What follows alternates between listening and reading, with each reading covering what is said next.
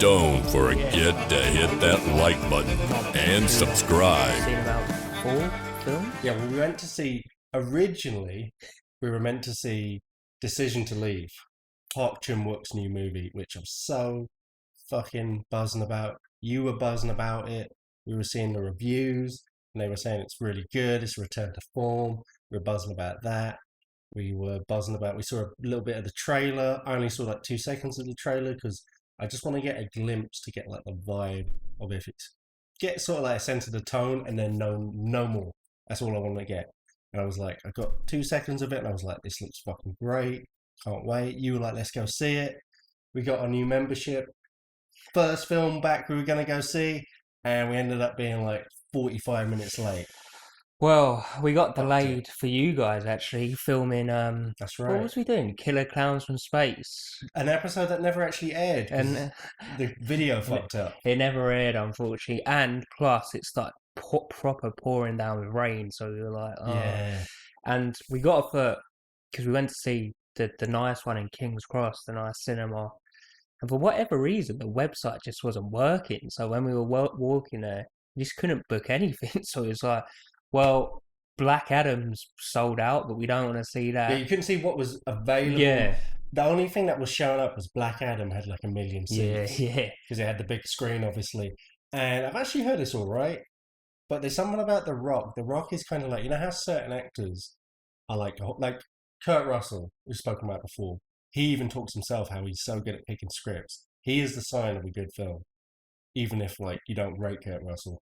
Which if you don't, you're weird. But for me, and then like say John Travolta is like the opposite of that, where he's like, I love John Travolta, but he's shite in every movie. Or every movie he's in is shit. And I don't know, like, The Rock, I love The Rock, but his films just don't feel like real films. They feel like, you know, when an actor is in a film, they're supposed to be a world-famous actor. And you see a trailer for their fake film within the film. That's what The Rock films feel like to me.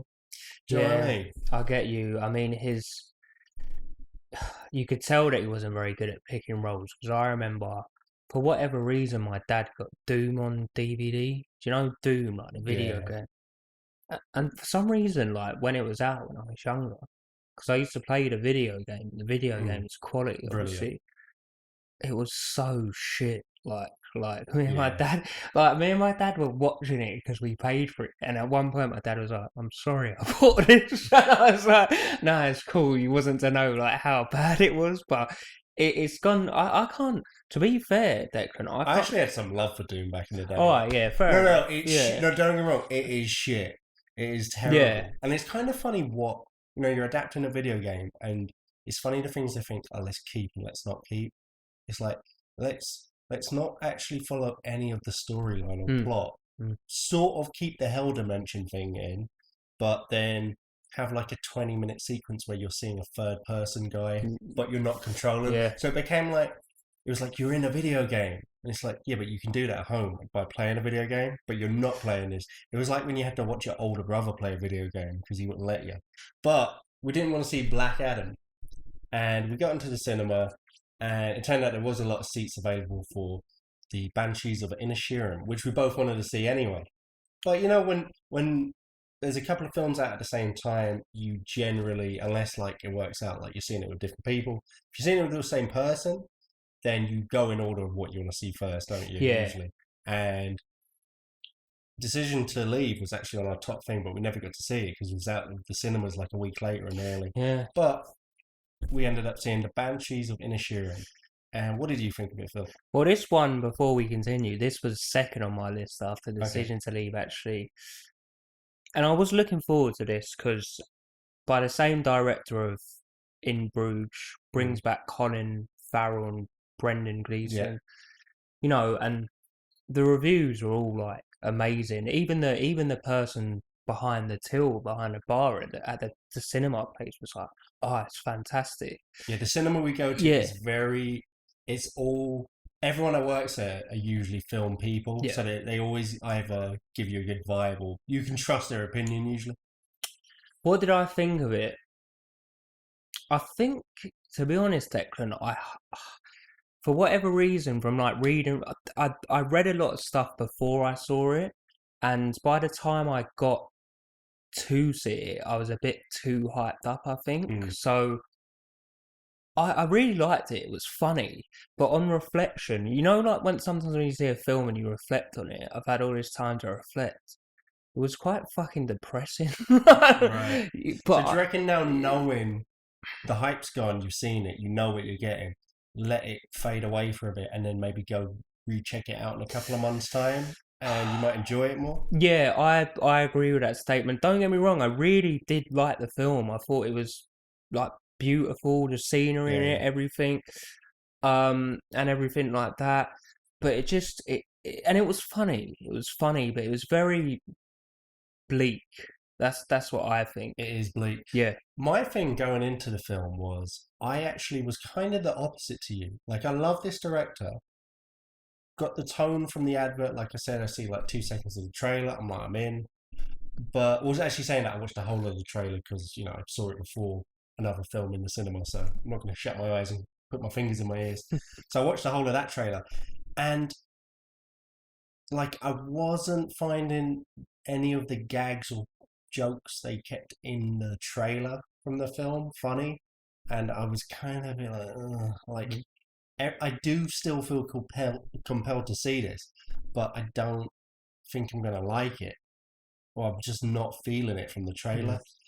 And then I went in, and I realized about 10 minutes in, I started laughing, and then you start laughing more. And it's kind of like one of those things where, when there's a gag or a sketch, say like in a sketch show, where,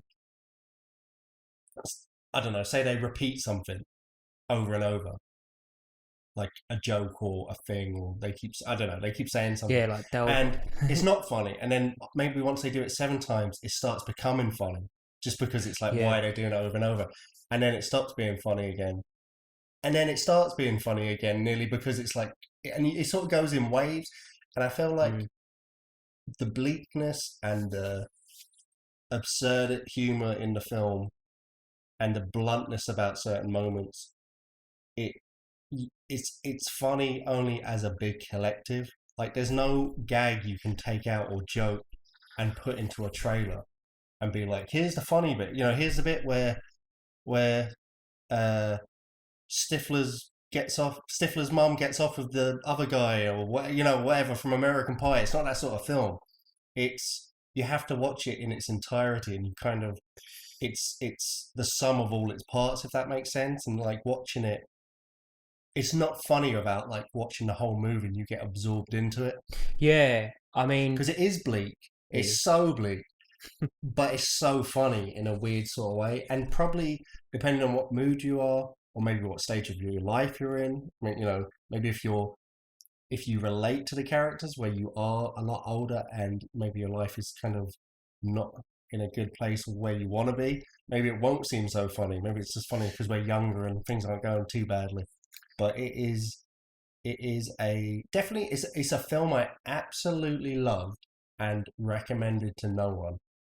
Yeah, if that makes sense. No, that sums it up. I was going to say that, Declan. You have to be in the right frame of mind to watch this, because we just recorded a podcast episode, and I was quite a good mood. I was excited to go to the cinema. It was actually the first film, as you said, that we were going to see on our membership. So I was like, yes.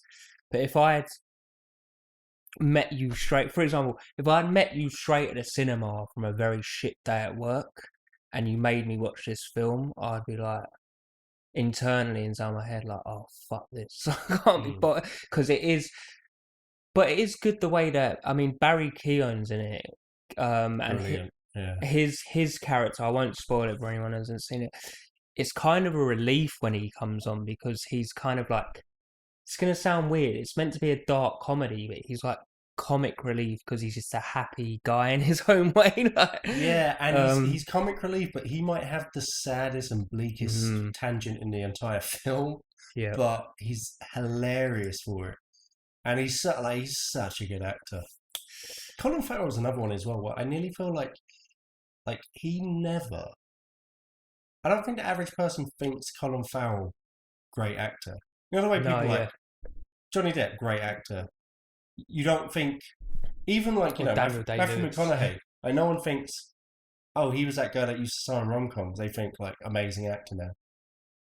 Colin Farrell, I don't feel like people associate him with being a great actor, even though he's so like he generally takes so many chances. Like he never like goes for the big money movies anymore. He always stars in really interesting films. Do you know who done really well at that? I was thinking that because I just read before I came here, on a streaming service that Steve Carell's in a new thing.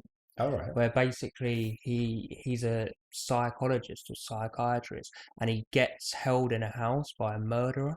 Oh shit! And apparently he's fantastic in it. Like, and I'm like thinking, he's done so well for himself from like the 40-year-old version to like. He was seen as a comic actor, but he's a very, very good actor, Steve Carell. Yeah, and do you know what's interesting is you see it's, and maybe I'm just only noticing the ones that happen. But I feel like comedic actors or comedians, or like not a stand-up comedian, but like Will Ferrell didn't arrive as a thespian.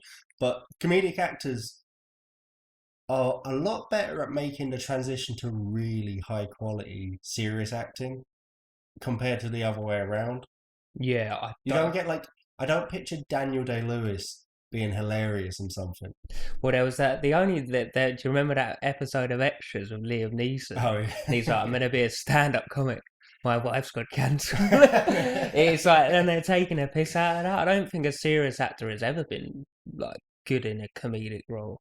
Unless you're playing the straight man. Well, actually, okay, I got one. And he wasn't, this is kind of a cheat code because he wasn't like a famed, acclaimed actor.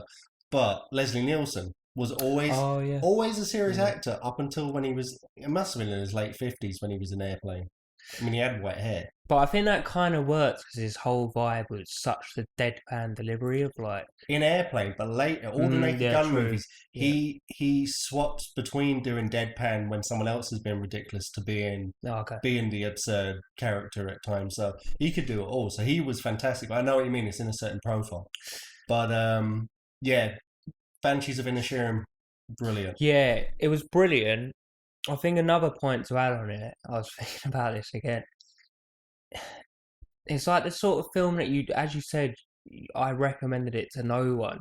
It's the sort of film that you would like see at the cinema and think, oh, this was great. But you wouldn't necessarily to like rush to buy it on DVD, would you? You wouldn't like be like, oh, Banshees is out. No, but I guarantee if it's ever on, I will be like, oh, Banshees of Inisherin. And then if I start watching, I will, from whatever point it's at, I will finish it.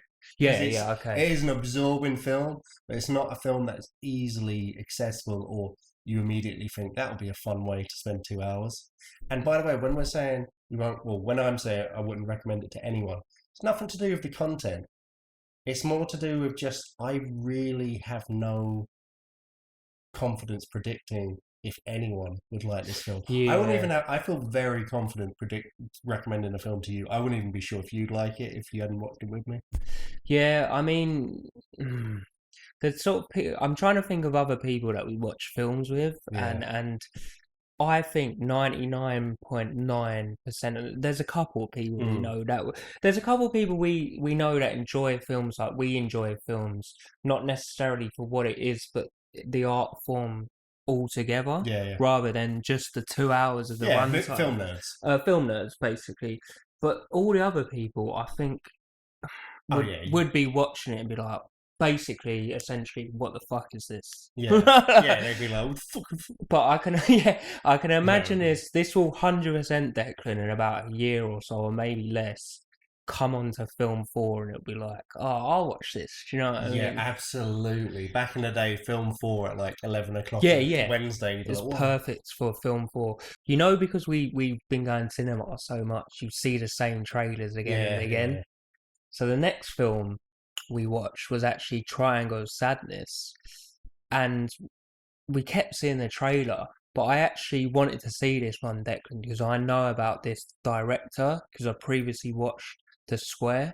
This director has made his whole career on like attacking the rich, essentially. We see that in Triangle of Sadness, and The Square is similar because it follows an art curator around who's trying Right. to organise an exhibition that all goes wrong, and it's full of like idiot rich people. Is it the same vibe as Triangular Sadness? Yeah, basically. Okay.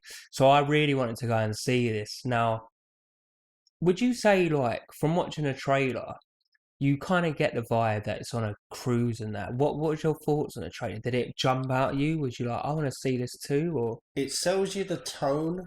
yeah, It doesn't sell you the scope.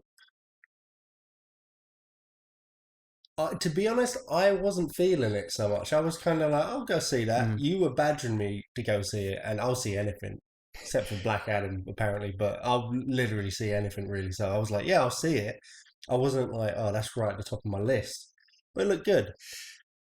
Going into... Sorry, go ahead. See, I was a bit worried about this, like, internally. Because you recommended it. Yeah, basically, I was going into it thinking... And when it started, I was a bit worried about it because they were doing that whole thing of like Primark, Valencia, and I was like, shit, is this not going to be funny at all? And I was kind of like looking at you to see what you were doing. Isn't that funny as well? Yeah. Because it's not like, you know, if you're sharing your food with, what's that old fucking thing about the mouse and the grasshopper? Like, you know, if you're sharing your acorns or whatever the fuck, you know, you're losing potentially because maybe you won't have enough acorns. Art and music and films and stuff is something where you shouldn't be able to lose by sharing it. You want to share it because you're like, check this out. But somehow it does just fucking hurt you when someone doesn't like what you like, or where you like, let's all watch this, and or you're like going around like on Alexa because you've gone back to someone's house drinking, and you're picking songs and no one likes your song. You're just like, oh. That was worrying me, the opening sequences, and I thought, you know what, if this ends up being... the actual thing, you didn't like the opening of the film? No, I just thought that the opening of it was trying to be a bit too, like, funny, which I guess was their point, do you know what I mean? I guess that it was that pretentious stuff, but I was thinking during that, like, 2-3 minute sequence, I was like, if it's shit from here, I'll just knock it on the head and be like, well, it's part of our membership and it was free, sort of, so on to the next one. But gladly or happily, it got a lot better, in my opinion. It is fantastic, and it went up levels. And like I said, the trailer didn't tell you the full scope of where the movie ends up going. You see a glimpse of it, but not really. I'm trying to say it without spoiling anything because I fully recommend this film. It's fantastic. But where its basic concept is, it wants to look at not just like rich and poor, but also, you know, sort of sexual dynamics and, you know, dynamics between men and women and gender roles and all that stuff that's all popular nowadays and all fucking buzzwords, and everyone's got to give a shit about it and feel this certain way and fall in line and say it's this, that and the other. But it explores it in such a, I'd say, pretty objective. I'm sure the director and writer has his own feelings, very strong opinions about this all, but it felt very objective and, most importantly, really funny. Because there's something about, you know, if you're having a debate, or you're watching a debate, sorry, between anything, and one person could got all the facts, got all the details, got all the things, but if someone sells it with a joke and the audience laugh, no matter what they're saying, they've won on some level because you accept it. You accept the message more because it's come delivered with a good feeling behind it. And, you know, the other person might be saying like the reality and saying the facts or talking about how he's wrong. But if he's getting drowned out by the laughter of the audience, he's lost. And it's that same thing where it's not funny in a ha-ha way. Like, there is certain gags in the film, but it's more, you know, that kind of, there's certain stand-up comedians where people call it clapter, like not laughter. People aren't laughing, they're nearly clapping because they're like nodding, like, we agree with what you're saying. You're saying it in a witty way. And it's kind of like that. It hits on certain home truths so well and so cleverly, and through movie-wise articulates it in such a brilliant way, where I don't even know if I was laughing that much, but I had a fat smile on my face the entire time. Yeah, I mean, with the people being rich in this, you can kind of, I won't spoil it either, you can kind of guess the sort of shenanigans they're getting up to. And it's kind of like, nice, or it puts a smile on your face to see them in situations that they wouldn't normally get into as someone from a working class background. You're like, ha ha. But the way you explained it earlier about if someone put in a review of like, this is a gender attack, this is a attack on gender roles or something like this, or a look at gender roles, I'd be like, fuck this film. Do you know what I mean? But that's why it's good. But that is why it's good. Yeah. And the thing is, it's not even. It's kind of like I'm quite interested in it. Like I love meat. I'm always falling into health fads and stuff. And like I just like it. I just like a new trend and like I'll just try it out for a week, see how I feel. And I'm not against the idea of trying vegan. Like I definitely intend to try it at one point. But I would sometimes your defenses might go up when someone starts talking about veganism, or they sell it as like, we made this out of vegan hemp, come into our shop, or that sort of thing, because there is certain associations that go with it, and there is certain stereotypes that are somewhat true. But when you hear certain things like that, because it's become, when any political or social rights movements becomes okay with the mainstream, then you get all the tag-alongs who wouldn't have been interested or wouldn't have actually spoken about it had it not been okay. Do you know what I mean? Yeah, so basically, you get all the people that are doing it now that it's not edgy or dangerous to actually stand up for something. And usually, I just feel like they don't have anything interesting to say, or it's very generic, or they just regurgitate things they've heard better articulated elsewhere. With this, you don't. It's brilliant, and it just lays it out perfectly. And then, I'm not going to explain how, but it turns it on its head as the movie sort of transitions into the second half in such a believable way, even though it is quite absurd at time. Yeah. It's always just in the remit of reality. It only goes into the absurd in just little moments, just to punctuate like whatever point it's making.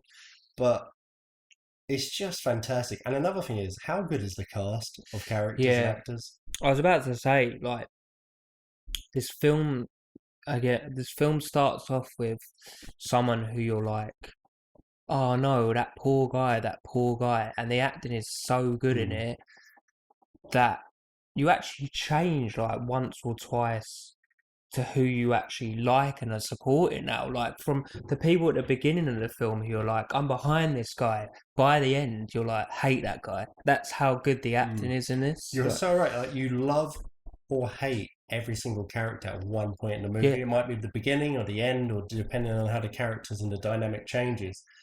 But it's just fantastic, and it's so. The director, like, I'm definitely going to check out all his other work now, because he had such, like, sometimes you feel like, sometimes directing's kind of obvious of why it's good. Like, say, take Martin Scorsese. Goodfellas, he is so he's so in control of how the camera is dictating the storytelling, because there's so much fluid movement, and it's like little quick scenes here and there. So it's quite obvious of how the movie's well directed. Then you take something like, say, I don't know, Taxi Driver, where it's a lot more understated, and the camera just sits here and there'll be a long take, and it's more about the things you don't really see or can't put your finger on of why it's so well directed. It's why he decided just to edit that bit out or linger on a shot for a moment, or instead of you having music for this scene, you just hear the sound of the cab driving in the background, and just certain things that you can't specifically point one thing out, but it's how they all gel together. And that's what this film felt like, where he wanted you to look at certain things and think certain things, and he literally, it was like he had his hand up your ass like a sock puppet, and he was just putting you wherever he wanted you. And he took you on a journey, and when he wants you to laugh, you laugh. When he wants you to not like someone, you don't like him. When he wants you to love someone, you love him. And he had just such a good hold over this movie.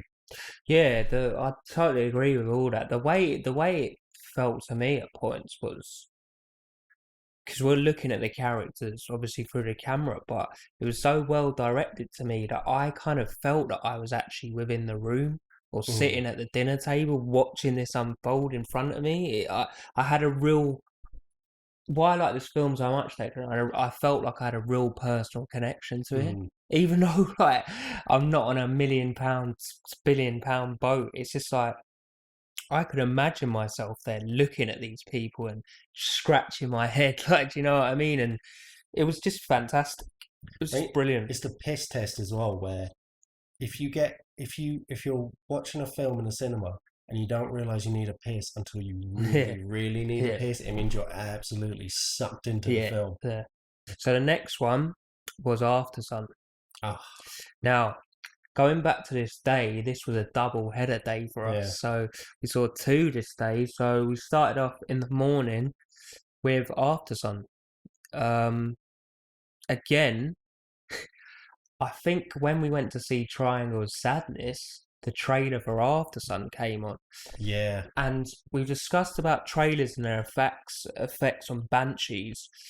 When we both saw this trailer, the trailer for this film was fucking incredible. Like, it just took me out of the situation that I was in, and I was just engrossed, and I just felt like a feeling of pure relaxation like from the trailer. Yeah, I remember we both put our phones away as the trailer went on and just started looking, and we both after were just like, I want to see that. Yeah. And it wasn't actually quite what I expected. What I was expecting was the straight story style of film where it was just a relaxing, nice holiday and nothing bad happened. And that is not what you get, but actually what we ended up getting, at least what I ended up getting, was even better than that. This film, yeah, it is absolutely beautiful. You go into it. Well, I went into it, and you're watching it, and first of all, the directing style is very simple, but really effective. Obviously, it's a low budget film. You're watching it, and it starts building pieces where you're starting to get glimpses of the father character and ideas of their home life, and you're getting a sense of the tone of the film as, you know, they're meeting other people on the holiday, and I don't know if, you know, I feel like at times they were laying red herrings where you feel like maybe the little daughter might be in peril with certain characters, but peril never comes. And without knowing it, very early on, or maybe halfway through the film, I just realised like this was written, but this was autobiographical. Like, there's no way this isn't a completely personal story. There were certain things that were too specific and too, I want to say obscure, random, I guess. I don't know what the right word is, but it just felt, there was like, you could tell it was a personal story. It came through in the film, and it was just gorgeous, and it felt so honest and real. Yeah, I mean, going back, I feel I'm getting a bit emotional about this film actually, because it did make me quite emotional, because I kind of like remembered like those little trips with my family when I was young, like, especially, and what this film is so good at, I think beautiful is the perfect word. It makes the mundane seemingly beautiful, like when they were on the coach and, you know, the camera's out the window and you just see the buildings flitting by, like and I just thought, this is like, and no one is saying anything, and it's like what you said about Taxi Driver and the sound of all you hear is the sound of the passing vehicles, like shh, and it's just I can't explain. You have to see it. I can't. It's just lovely. Like the entire film is nearly like they sucked the soul and ambience of being on holiday and shoved it into a film reel somehow. And it's the little things like, you know, the girl, they're getting their package holiday bus from the airport, and the girl goes on the tannoy and it's not working properly, and she's a bit like, ooh. And you can tell like she's kind of like, you know, probably gone out to work there for a few summers before she goes back and like gets a mortgage and gets on with the rest of her boring part of her sensible adult life. and meeting people around the pool and being like, "Do you want to play pool?" And then they become your little holiday mates over a couple of days, and that when you're that younger age and you're kind of hanging out with the older kids a little bit, and they let you in, and it's just great. And anytime you feel like it's going down the melodramatic route, it never does, and that's why it's so grounded. And it never, anytime you feel like it's going to give you a really obvious answer to what might have happened or what does happen for the rest of their lives or before it, it never does, but it gives you enough of a glimpse into the future or what happens, where it doesn't tell you anything, but in reality exactly what's happened, and you don't need to know anymore. But it leaves you with that level of ambiguity at the end of the film that is perfect, because I love David Lynch, but I'm not a big fan of Mulholland Drive, and I don't really like, maybe I'm just dumb and I don't get it, but I don't like that kind of ambiguity where you're really just sort of scratching your head like, huh? What was any of that about? What I do like is when the Blade Runner, original cut Blade Runner, director's cut Blade Runner, where you're just kind of like, why did he say that? Did he know that? Is that why he helped? When you're just left there and you can have a great chat, even decades later, about a film like with someone else. Loved it. And like it's just like puts a smile on your face in some points where especially when they're around the pool, and then he's like, go and play with them, and she's like, oh, they're too young. Like I remember doing that exactly like many years ago, and it just warmed your heart, like, to bring back that memory. But what I do want to touch upon is we saw fantastic acting in Triangle of Sadness, but the acting in this film, even though it's understated, and it's understated for a reason, the performances are incredible. Like Paul Mescal was brilliant, but the girl was fantastic. I loved her. And she's called Sophie, like my girlfriend, and Scottish, like my girlfriend. And she says, she kept saying, "You're rude." Yeah, it was so funny. Like as soon as you said, I was like, "Sophie, her name's Sophie." We know she's amazing. Yeah, but it's one of those films. I said to Declan, and we discussed it. Nothing's really going to happen. Well, we didn't know that with the red herrings, and it turns out it didn't. Whatever, but nothing happens in it. But sometimes you need those films. Like sometimes you need those films to just take you away from the stress of life. It's all well and good seeing great special effects and explosions, but sometimes you just need like a great father-daughter bond kind of film, and this fills it perfectly for me. Yeah, it's like that. Hitchcock said the films are life with the boring bits cut out. Sometimes you want the boring bits, Yeah. Like sometimes you don't want to watch a high-paced drama series. You want to watch The Royal Family. Where they just sit around watching telly because you're like, yeah, I do that with my family sometimes. Like, you want that something a bit like not genuine, because other films can be genuine, but capturing real life, just there's something that just tickles you when you see it captured perfectly on screen like that. Yeah, and I guess my greatest review of how highly I thought of this, we said about Banshees and not rushing out to get a DVD. I want to get this on Blu-ray, and I want to watch this film with my mum and dad, like just in our darkened like front room, and just to sit there all together and watch this. Because when I saw it with you, I was like, I wish my mum and dad were here as well watching this. It's just beautiful. It's beautiful. Highly recommended, Aftersun.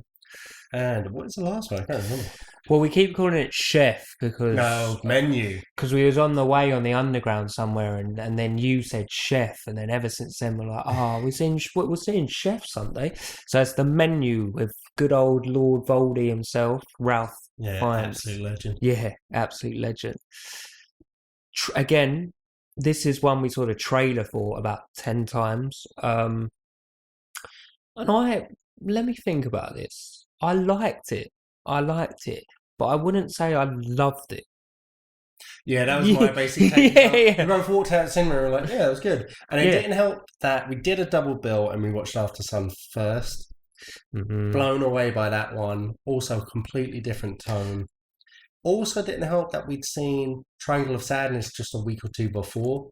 which basically tackled the same issues, but just it was kind of like for me where even though I loved The Hateful Eight, it came out the same couple of months I think as The Revenant, and in the same sort of time period, sort of westerns, but The Revenant wasn't really a western, but kind of a western.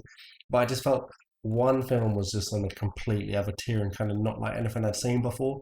And it was kind of the same with this, where Triangle of Sadness just dunked its balls on this film in terms of going after the same issues. Yeah. Having said that, there's it's definitely worth seeing. It's a film I wouldn't say go pay to see in the cinema. If you've got a membership or if it ever comes on telly, check it out, definitely. Yeah. It's good. The performances are good. There's a couple of twists and turns. I think the thing that actually let it down wasn't the script, wasn't the actors, probably the director. There was just a slight lack of, I don't know, vision or something to it. It felt very much like, okay, the scene says this has to happen, so let's put the camera there and just film that, which is basically what filmmaking is, but there's some sort of character and style and personality that comes out that becomes a recurring thing you can recognize in filmmakers' films across their film catalogs, like Martin Scorsese or Tarantino, especially those sort of directors. And I don't know what I would say that director's personality is, his film personality. Yeah. It was a bit soulless and flavorless to how the story was told, but the performances were really good. The writing was clever enough. The script was good.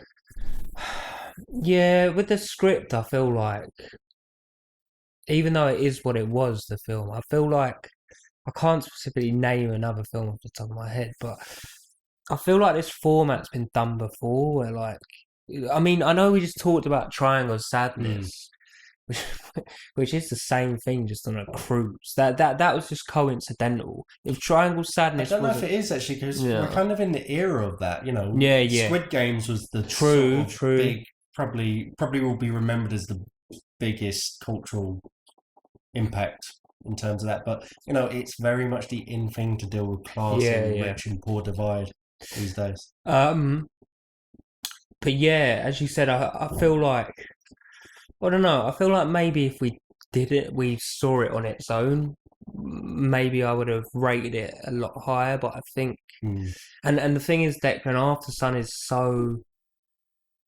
melodic and it's so thought provoking that I went into this. Even though I was watching this, I still had my mind on Aftersun. Do you know what I mean? I was watching it, but I was still thinking about Aftersun and what happened in that film, and I was thinking, did she do that on purpose, or do you know what I mean? And that probably did harm it. Yeah. But if we'd gone and seen Triangle of Sadness, I guarantee we would have forgotten about Aftersun until after Triangle of Sadness was over. That's a good point. A better film would have made you forget and sucked you in. True. And to be honest, I didn't have that same experience. I wasn't thinking about Aftersun when I was thinking about Menu, but it never, if I had needed to go for a piss, I would have felt it early and gone for a piss. I wouldn't have been sucked in that way.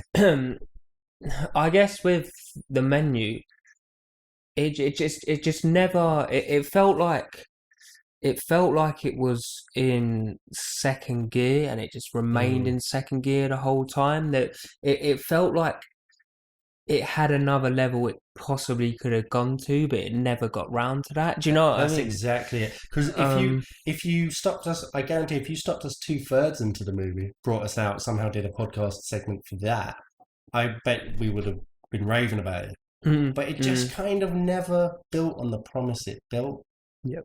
Even where some of the characters go, that seems so interesting, other than About a Boy. What's he called again? About a Boy, yeah. Nicholas Hoult. Yeah, his character is the only one where I was like, it went somewhere really interesting and rounded off and felt a very complete tangent and character arc. And he was the only one that I kind of wasn't thinking about, because it's a bit of a left turn the way he goes. But yeah, do you know what? I think the fact that, every film before this we've been going on each long rants about, and this one we're kind of just batting back and forth, and I think that kind of tells the story itself. It just didn't grab us. And for some reason, and this is no detriment to Anna Taylor-Joy, I'm just a bit sick of her because... No, actually it is, because on a side note, I saw Amsterdam with a work colleague and she's in it. It's an all-star cast and she plays a bit of an annoying person in it, and the film all in all was terrible. And I left the cinema, and seeing her face pop up again made me feel a bit of rage. So I was like, and she just seems to be in everything. I love her in everything, Yeah. but I love her when she's playing like a chick from the 18th century, like in The Witch, Yeah. or the chess genius from the 60s. I don't really like her when she kind of just played herself in a way in this film. I mean, not really herself, but no. Do you know what it was? I don't like when the main character is kind of sarky about everyone. I never like those characters. Unless they're funny, which is kind of, I guess they're trying to be funny, so it's unfair, but I don't know, there's something about it where I just don't... They don't need to be all cheerful and happy, but when they're just kind of like that MTV generation, everything sucks, sarcastic about everything, I'm just kind of like... It just makes me turn off them. And the thing is with the old Nicholas Hoult, like I've seen him in loads of films, but as you just done there yourself, like sometimes I forget what the films are because he seems to morph into like one character the whole time. It's like I watched that film again. This sort of like adds up to my point. I can't remember what the name of it was, but he was a record executive and he started killing people. Don't know what it was called. Pretty cool. It was cool. Is that his fault though? Because I feel like he is a really good actor, but it feels like maybe he gets typecast a bit. Yeah, he does. When he's had the opportunity to do certain really out there roles different from what he's done, like in the Mad Max remake, Fury Road, where he played that weird little goblin boy who I don't even think spoke really. So it was more kind of just like he was essentially doing a mime role in a way. And that's one of the most iconic, cool things about that film, that has a lot of iconic, cool things in it. So I don't know. I don't think that's his fault, but I do know what you're saying. He 100% gets typecast. He's always like the guy in a like smartish suit who you want to like, but you just find annoying. And especially in The Menu, he was deliberately annoying in this, wasn't he? Yeah, he was a dickhead.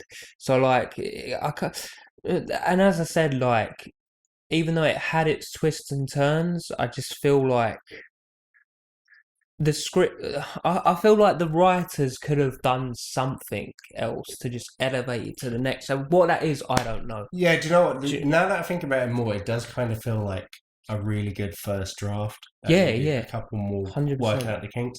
But I kind of just realised what you were saying there. What this film completely lacked was intensity.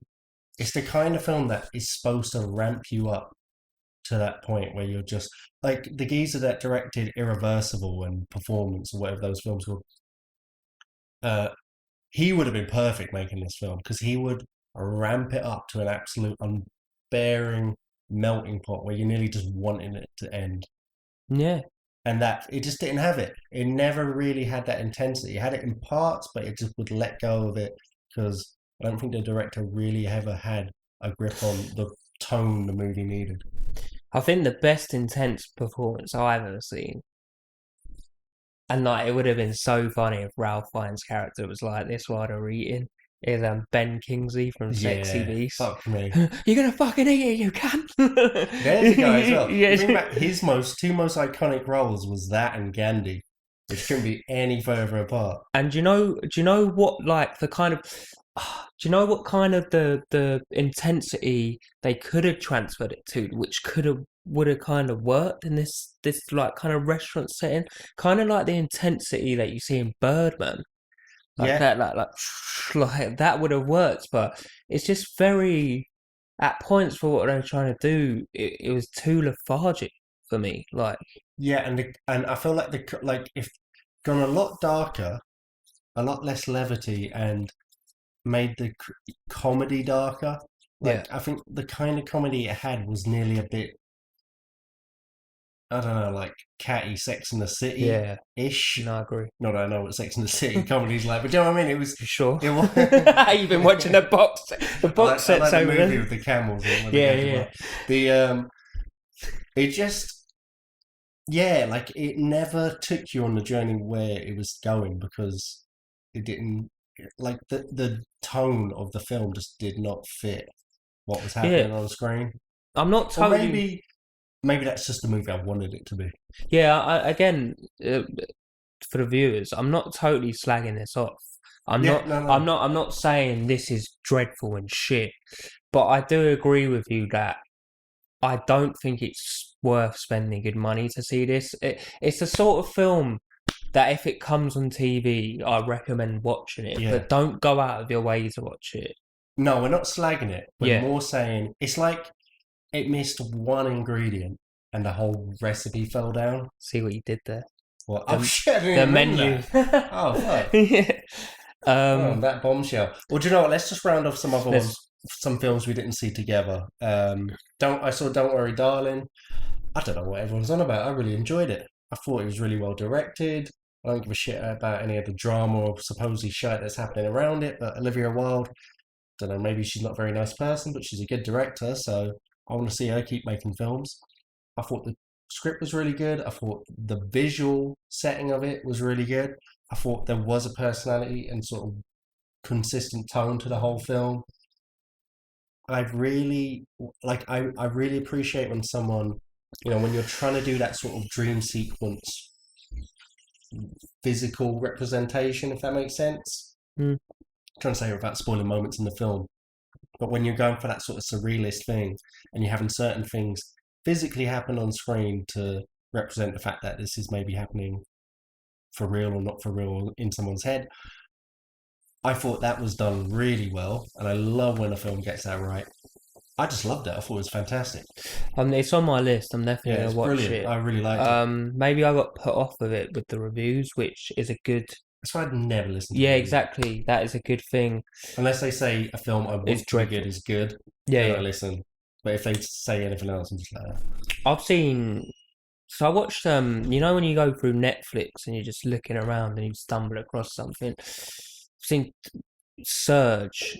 So Surge is starring, Ben Whishaw, who voices Paddington the Bear. I think he was Q in the new James Bond. And a review of it by The Guardian summed it up perfectly. The premise is that he works in an airport and he's mentally drained and he has a psychotic episode. And to sum it up, I'll just use the review that I read of it. He goes taxi driver, but in Tottenham. fucking hell. So yeah, he starts robbing banks and shit, and check that out. And it's kind of like what the menu could have done. It's very tense as well. So check that out. It's on Netflix. And I actually watched, because I saw the trailer for I'm going to pronounce his surname wrong, Noah Baumbach. Who's that? He directed The Squid and the Whale. Have you seen it? Okay. Yeah. I'm definitely pronouncing his surname wrong. He's got a new film coming out where it's post-apocalyptic. I think I tagged you on it on Instagram saying I want to see it. You might not have seen it, but it looks pretty good. He always casts Adam Driver for some reason. Adam Driver's in this new one, but I watched. Have you ever heard of Francis Ha?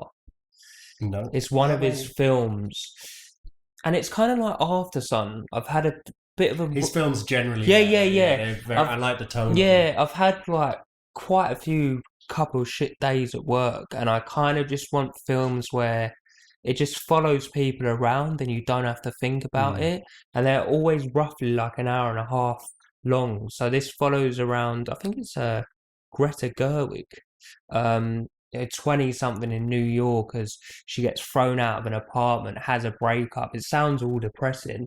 It's just following her around. Literally nothing happens. Adam Driver's in it, but it's just a very good 90-minute solid watch film. So I recommend it. Yeah, those two. Also saw Lyle Lyle Crocodile with my niece and nephew. Did you rate it?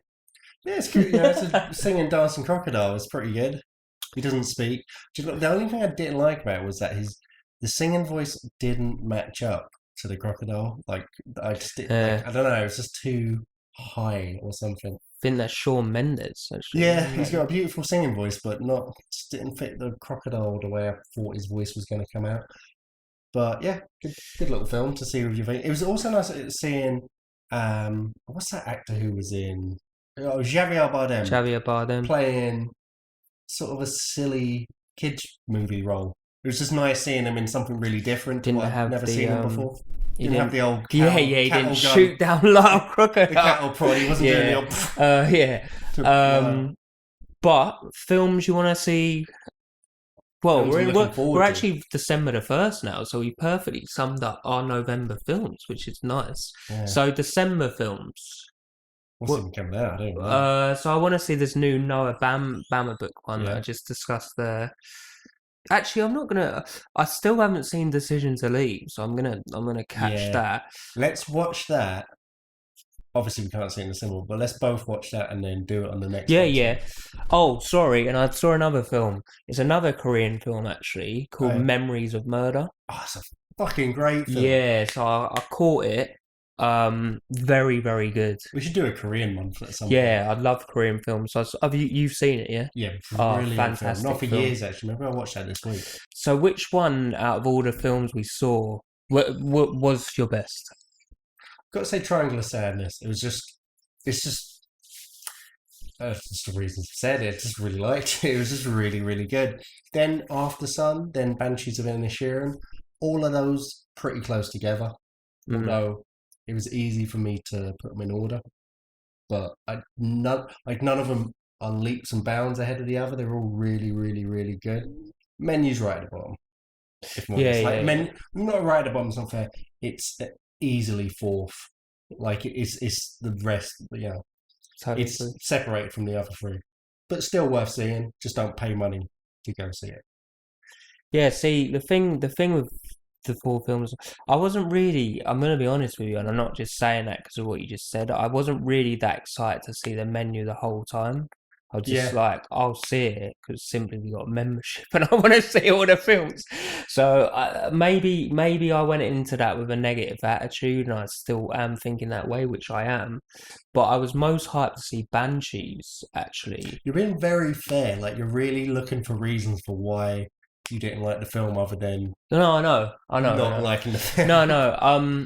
I was most actually hyped to see Banshees out of all the films we've seen, but I wasn't disappointed in it, but it wasn't what I thought it was going to be. So that's actually second last in all the films. I mean, it's a good film, but I'm going after some of my favourite. Triangle of Sadness was very, very good, but something about Aftersun, even now, what were weeks after seeing it, it just remains poignant with me, and I just see it as the best film I've seen this month and best film I've seen in a while, really. Nothing really happens in it, but it's just one of those films that generally got to me. So saying Aftersun. You had that tingle in your balls. Yeah. Really, and it's not thrush. So we're going to do this once a month. We're just going to go through all the films we've seen at the cinema and any films we've seen in Fiennes. Just do kind of like a more general film chat. I like doing the reviews. Well, I love doing the reviews, but sometimes it feels a little bit like it's nearly becoming less of just chatting about movies and more, I don't know, trying to make a show or something, which ain't the worst idea, but I just want to do this at least once a month where we just can freely chat about any single movie without feeling like we need to stay on any specific topic. Yeah. So, see you next month. Don't forget to hit that like button and subscribe.